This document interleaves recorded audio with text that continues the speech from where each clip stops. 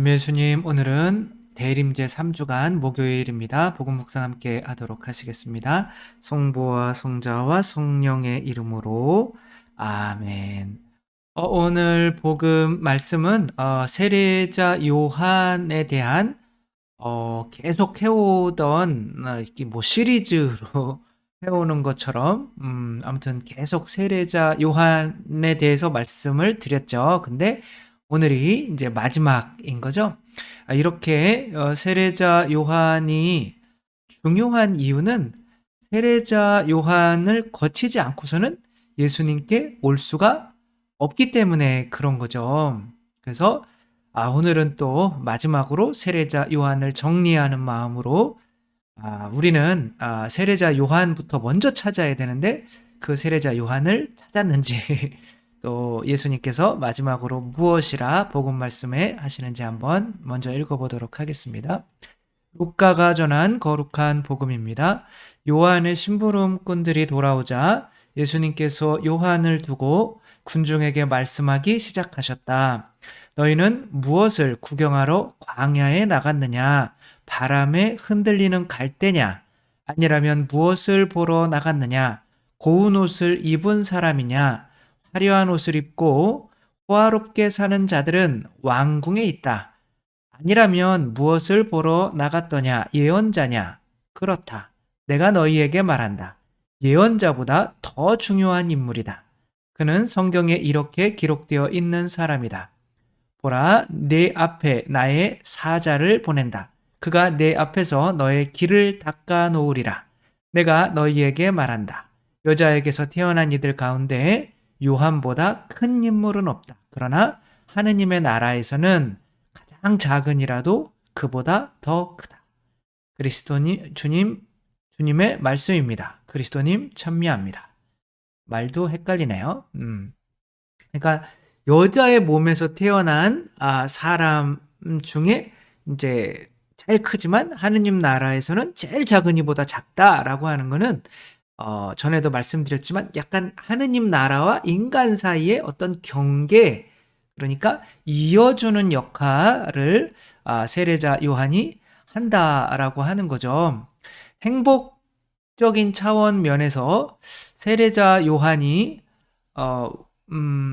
예수님과 이어주는 그것을 말할 때 우리가 이제 떠나서 뭔가 탈출기를 생각하면 우리가 어디를 떠나서 예수님께 가는 거죠? 내 자아를 떠나서 예수님께 가는 거죠. 결국에는 나를 지배하고 있는 이 내 자아를 떠나서 예수님께 갈 수 있도록 어떤 이끌어주는 거죠. 그래서 이 광야라고 하는 이 상징은 바로 내적 침묵을 의미하는 거죠. 그러니까 하와가 뱀이랑 대화하는 것이 뭐 하는 거예요? 생각하는 거죠. 그렇죠?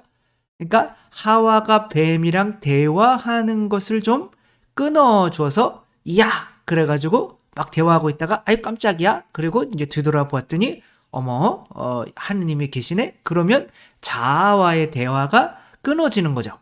그렇게 이렇게 야라고 해줄 수 있는 사람이 있어야 되는 거야. 하느님이 갑자기 그러면 기절해 죽거든요. 그래서 어떤 주교님이 성당에서 매일 주여 주여 오소서 대답해 주소서 그래가지고 왜 그랬더니 깜짝이야 그리고 돌아가셨다는 기절하셨다는 이런 웃긴 얘기도 있는데 실제로 우리가 정말 예수님을 하느님을 이렇게 그분이 어떤 중개자를 끼지 않고 바로 이렇게 하는 거는 이게 우리가 다 죽어요. 정말 저도 목소리 한번 예수님 목소리 한번 들어봤지만 거의 뭐 까무러치다시피 막 눈물 콧물 목에 다 쏟아 냈는데 뭐 정말 살짝만 예수님을 보더라도 뭐 그 상황이 어떨 거는 모르는 거죠. 그래서 중간에 예언자가 필요한 거죠. 근데 자아에서 이렇게 떠나는 그런 것은 나를 사실 행복하지 못하게 만드는 것은 내 자신이고 내 자신이 나에게 계속 대화를 걸면서 세속 욕심 마귀, 그러니까 그 욕구를 채우게 하는 원동력은 뭐냐면 두려움인 거야. 그러니까 내가 저거를 갖지 못하면 어떡하나? 내가 뭐 자녀를 낳지 못하면 어떡하나? 자녀를 낳았는데 또 자녀가 아프거나 혹은 죽거나 하면 어떡하나? 다치거나.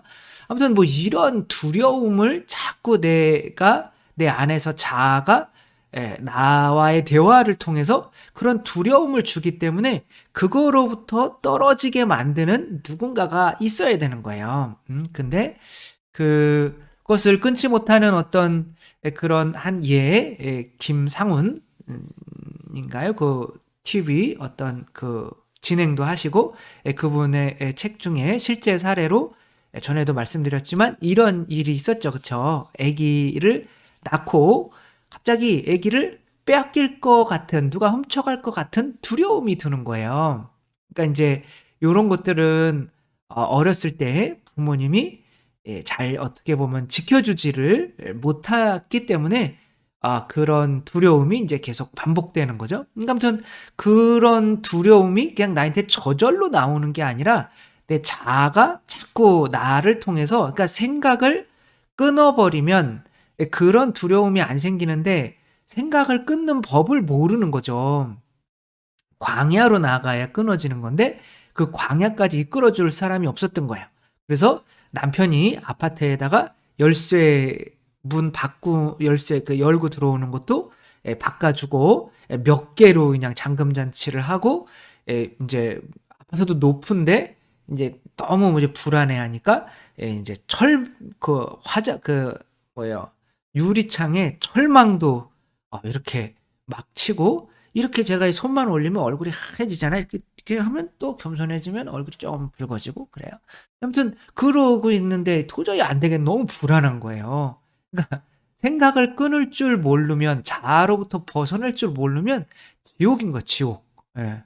그래 가지고 인제 애기 안고 인제 엄마한테 갔죠. 그랬더니 엄마가 "갓난 애기 안고 지금 어디 왔냐."고, 지금 처음에는 다 원래 그런 거라고, 그러며 빨리 집에 돌아가라고 이렇게 한 거예요. 그러니까 너무 불안해서 어디에도 이렇게 머물 수 있는 곳이 없어서 한강다리에서 애기랑 안고 이렇게 뛰어내린 거죠.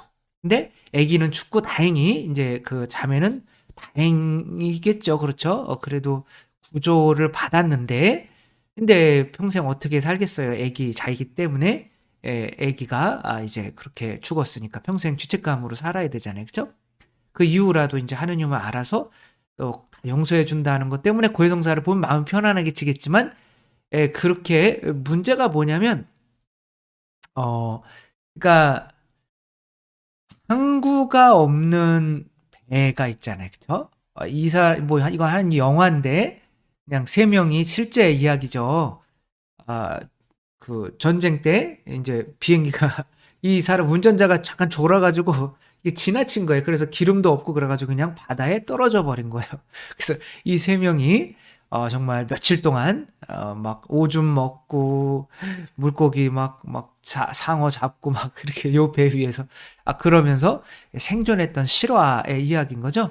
그러니까 여기는 지옥이에요, 지옥. 왜? 어디가 없으니까. 내가 머무를 수 있는 항구가 없으니까. 그러니까 그 항구라는 거는 뭐예요? 그 항구를 찾으려면 뭐가 있어야 돼요? 등대가 있어야겠죠. 그쵸? 그러니까 예수님이, 그 부모님이 만약에 안 계신다면 아이들은 어떤 상태가 되냐면 이런 상태가 돼요. 자기 안에 갇혀요. 자기 생각에 갇혀 버리는 거죠. 이럴 때 이거 인제 루마니아의 그 요람이라고 하는, 여기 뭐 사랑해 줄 사람이 없으니까, 부모가 없으니까 아이들이 밥은 많이 먹지만 인제 정상적으로 클 수가 없는 거죠. 그리고 자기 생각 안에 갇혀 버리는 거예요. 근데 이때 이런 사람들을 인제, 그러니까 이거 부모라는 게 하나의 항구거든요. 그러니까 항구가 있는 배와 이렇게 항구가 없는 배는 다른 거죠. 그쵸? 이 사람들이 저기만 500 미터만 가면 우리 이 항구가 있어 라는 어떤 그런 뭐 등대라도 하나 보이고 그러면 마음이 편안해질 텐데, 그런 게 없다면 이제 항구가 내가 언제든지 들어갈 수 있는 항구가 없다면 이제 불안한 거죠. 그 자아는 계속 스스로의 힘으로 살게 만들기 때문에 내 안에 두려움과 불안과 걱정과 이런 것들을 일으키기 때문에 내가 지옥이 되는 거죠. 그것으로부터 탈출을 해줘야 되는데 항구는 예수 그리스도예요. 그쵸? 움직일 수가 없어요. 근데 그 항구의 그 주변에 서서 높이 이런 역할, 여기가 항구가 있어 라고 하는 역할을 해야 되는데 이게 세례자 요한이라는 거죠. 그쵸? 누구나가 예수 그리스도의 항구 안에 있으면 이런 역할을 하게 되죠. 그러니까 우리 스스로 우리 마음 안에 있는 이런 불안을 이렇게 우리 힘만으로 이렇게 누르려고 하면 그게 안 돼요. 그죠? 만약에 그렇게 된다면 예수님이 필요가 없죠. 한국 우리 부모님들 있잖아요. 우리 부모님들, 아기들은 이 부모와 함께 있을 때는 너무 편해요. 그쵸? 그리고 뭐 하고 싶은 거 막 할 수 있어. 언제든지 돌아올 수 있는 부모가 있으니까. 그럼 우리들도 부모가 있으니까 그렇잖아요. 근데 이제 사춘기가 되면 이 아이가 이 부모가 진짜 항구가 아니라는 거를 알아요. 그냥 간이 여긴 거죠. 진짜 왜냐하면 부모가 내가 어디서부터 나서 어디로 가는지를 알려주질 못하고 그 책임을 져줄 수가 없는 거예요. 나의 안전에 대해서. 그러니까 이제 사춘기가 되면 다시 불안해지기 시작하는 거죠. 근데 계속 부모님이 나의 말을 들어야 돼라고 하면 아이들은 반항하거나 아니면 순종하면서 자존심이 너무 약해져서 이제 그렇게 살다가 병이 나거나 이제 둘 중에 하나인 거죠. 그러니까 거기로 이제 이끌어주는 역할을 세례자 요한의 역할을 하는 게 바로 교회인 거죠.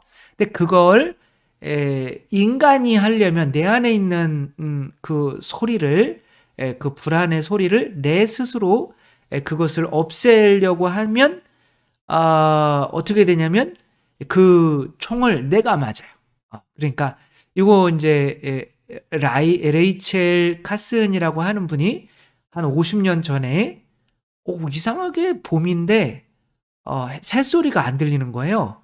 그래서 왜 이렇게 새소리가 안 들리지 봤더니 새가 지난 50년 동안 가만히 봤더니 거의 30억 마리가 다 죽은 거예요. 이렇게 북미에서, 미국에서. 그 새가 왜 죽었나 이렇게 봤더니 살충제.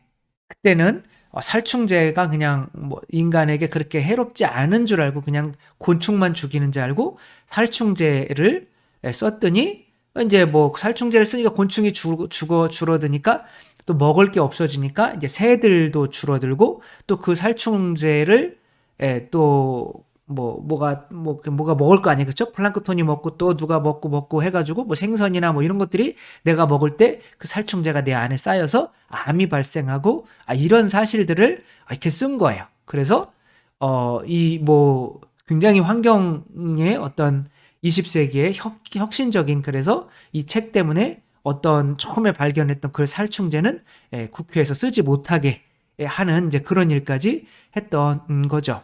결국에는 내가 이 세상에 막 새소리 막 시끄러워요. 근데 조용히 하고 싶어. 그렇다고 내가 어떤 일을 하게 되면 그게 왜냐면은 자아도 나 자신이잖아요. 그쵸? 그러니까 그게 내 자아를 내 스스로 죽이려고 하면 내가 그렇게 이거 이제 어떤 광고인데 어떤 이게 이제 기둥에다가 긴 저 위에 있는 그림을 이렇게 두른 거예요. 그랬더니 내가 총을 쏘고 있는데 내 뒤통수에 와 있죠. 그렇죠? 쏘면 내 뒤통수가 맞게 돼 있는 거죠. 이게 하나의 광고인 거죠. 내가 내 자신을 평화롭게 하기 위해서 내 안에 있는 자아를 내 스스로 죽이려고 그러면 내가 죽는 거야. 그러니까 혼자 죽일 수가 없어요. 나는 나쁜 생각 하기 싫어. 나는 그냥 아무 생각 안 하고 그냥 잠 편안히 자고 싶어. 안 된단 말이에요. 그쵸? 그것을 조용하게 만들어줄 수 있으려면 누구를 만나야 되냐면 세례자 요한을 만나는 수밖에 없어요. 저 같은 경우는 그 세례자 요한이 이 하느님이시오 사람이신 그리스도의 시였던 거죠. 그러니까 나의 어떤 평화가 돈 많이 벌고 세상에서 성공하는 거고 뭐 이런 거였다면 이 책은 어 이 예수님의 제자들이 예수님을 쫓아다니면서 뭐 결혼했던 사람은 결혼도 포기해야 되고 돈이 있었던 사람들은 가난해지고, 그러니까 내가 추구하던 행복이라고 평화라고 추구하던 것들을 다 버렸는데도 예수님과 함께 머무니까 저들이 너무 행복해 보이는 거예요. 그 10권 읽으면서 야, 내가 추구하던 것과 반대를 추구하는 이 제자들이 부러워지기 시작한 거죠. 그것 때문에 이제 제가 예수님께 사제가 되려고 결정을 하게 된 거죠. 그러니까 이 책을 읽지가 않았다면 어디까지 올 수가 없었어요? 예수님까지 올 수가 없었던 거죠. 그래서 예수님이 그래, 너 나한테 많이 줬니? 난 너한테 다 줬다 라고, 이렇게 난 너한테 다 줬다 그러니까 마음이 얼마나 편안해져요. 그죠? 이제 항구를 찾은 거죠. 그러니까 이런 것을 여러분들께서 찾으셔서, 이 등대를 찾으셔서 가야 되는 거죠. 근데 부모님한테 사랑을 받은 사람들은 훨씬 쉽지만, 사랑을 못 받은 사람일지라도 이 김미아 씨처럼 버려져 가지고 그 구세군 보육원에서 자랐지만 이분은 평화를 찾았단 말이에요. 마음 안에서 넌 죽어야 돼, 넌 이렇게 살아야 돼, 왜 너만 이렇게 살아야 돼, 뭐 다른 사람들 원망스럽고 막 날 버린 사람도 원망스럽고, 이게 막 자아가 올라오잖아요. 그런데 이분은 예수 그리스도를 받아들이려고 끊임없이 감사를 찾았단 말이에요. 그렇죠? 그러니까 감사하다 보니까 이 감사가, 이 등대가 세례자 요한이라면 감사는 뭐냐면 그 항구로 들어가는 어떤 문인 거예요. 그래서 예수님께 들어갈 수 있는 문인 거예요. 아니면 예수님을 내 안에 모실 수 있는, 내가 열어주는 문이 감사란 말이에요. 그러니까 이 세례자 요한과 그 세례자 요한을 통한 감사를 통해서 이 항구에 다다르면 내가 나를 버렸던 부모까지도 감사하고 사랑하는 사람이 될 수 있단 말이에요. 내가 마음이 평화로운 사람이 될 수가 있는 거죠. 그러니까 이분에게 세례자 요한은 누구였던 거예요? 바로 이 구세군 이 보육원이었던 거죠. 그렇죠? 거기서 하느님을 알려줬던 거죠. 이것도 전에 말씀드린 건데, 어떤 그 수녀님이 로마에서, 우리나라 수녀님이 같이 공부하다가 철학부터 하거든요. 학부부터 하니까 뭐 철학 2년, 학부 3년 뭐 이렇게 하고, 그다음에 대학원 한 2, 3년, 뭐 그다음에 뭐 이렇게 가는 건데, 그러려면은 대학원 석사까지 이렇게 처음부터 시작해서 받으려면 한 10년 걸리는 거예요. 근데 거기 가자마자 뭐 모르는 이태리어로 철학을 한다는 건 너무 힘든 거죠. 그래서 너무 고통스러워서 수녀원에, 나는 이제 그래도 1년은 그냥 대충 마쳤어요. 그리고 나는 들어가야 되겠다 이 말씀을 드리려고 하는데, 비싼 돈 내고 수녀원에서 이렇게 믿고 보내줬는데 들어가는 것도 쉬운 게 아니잖아요. 그래서 이제 여름에 바람 좀 쐬러 오라고 그 알프스 산자락에 있는 그 산지에 그 같이 공부하는 어떤 평신도가 거기 살았다는 거예요. 그리고 초대를 한 거예요. 수녀님을 잠깐 와서 지내라, 한 일주일 정도. 그래가지고 이 수녀님이 이제 그 여름에 거기를 가게 된 거죠. 알프스 산지에. 그러니까 이제 내가 이 알프스 산지에서 이 에델바이스를 4,000m 이상에서만 자란대요. 이 에델바이스를 보게 되면 하느님이 그래도 1년 더 참고 하라는 뜻으로 알고, 만약에 이걸 못 찾으면, 못 보면은 이제 다시 돌아오라는 걸로 알겠습니다. 이렇게 기도를 하고 간 거예요. 그래서 일주일 동안 산을 다니면서 계속 어디 없나 어디 없나 이렇게 찾은 거죠. 근데 못 찾은 거예요. 그래서 떠나기 전날 비가 보슬보슬 오는데, 이제 밤에 비가 보슬보슬 오는데 이제 다음날 떠나야 되니까 이제 차 트렁크에 이제 자기 가방을 이렇게 싣는 거죠. 그러니까 싣고 있는데 그 사람을 초대했던 그분이 수녀님 저기 봐봐요 막 이렇게 한 거예요. 소리를 지르면. 그러니까 수녀님이 이렇게 씻다가 뭐지? 이렇게 하면서 이렇게 딱 뒤를 돌아봤는데 비가 보슬보슬 내리고 있었는데, 하늘 이게 거기에 이 산자락에 조금 구멍이 이렇게 동그랗게 뚫려서 거기서 정말 알프스의 별들이 막 쏟아지고 있더라는 거예요. 그때 딱 느낀 게, 알프스, 이 에델바이스가 알프스의 별이라는 뜻도 있대요. 그러니까 뭐 별처럼 생겨서 그렇겠죠. 그러니까 하느님께서는 내 힘으로 내가 땅에서 평화를 찾으려고 하는 것이 아니라 내 머리를 조금 들어서 하느님의 스케일이 이 정도는 아니잖아요. 그쵸? 이렇게 하늘의 별 에델바이스를 하늘 구멍을 뻥 뚫려서 보여주려고 했는데 계속 땅만 보고 있었던 거예요. 근데 그것을 머리를 들게 해줄 누군가를 만나지 못했던 거죠.